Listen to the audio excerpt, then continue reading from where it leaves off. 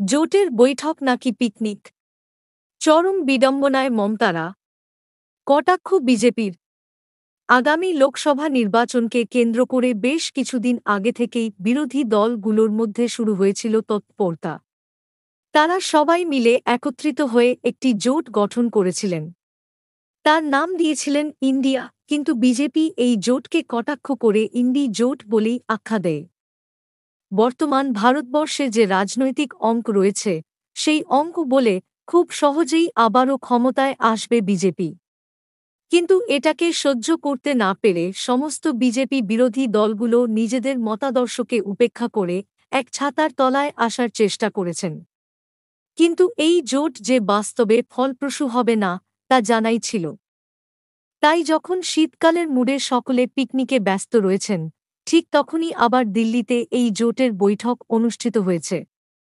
কিন্তু সেখানে একাধিক নেতা নেত্রী অনুপস্থিত রয়েছেন। স্বাভাবিকভাবেই প্রশ্ন উঠছে, কে তাহলে এই জোটের মুখ হবেন?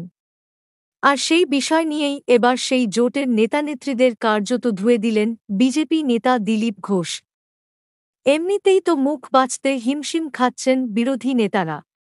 তার মধ্যে বিজেপি নেতা দিলীপ ঘোষের এই বক্তব্য তাদের আরও চাপে ফেলে দিয়েছে।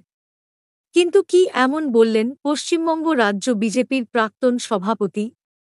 প্রসঙ্গত এদিন ইন্ডিয়া জোটের বৈঠক নিয়ে দিলীপ ঘোষকে প্রশ্ন করা হয়।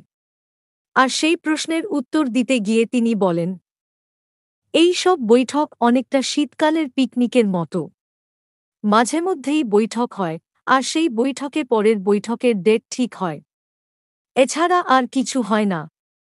একবার নীতীশবাবু নেতা হয়েছিলেন, তারপর উনি যাননি, মমতা দিদি নেতা হয়ে গেলেন। এখন আবার সমস্যা তৈরি হয়েছে।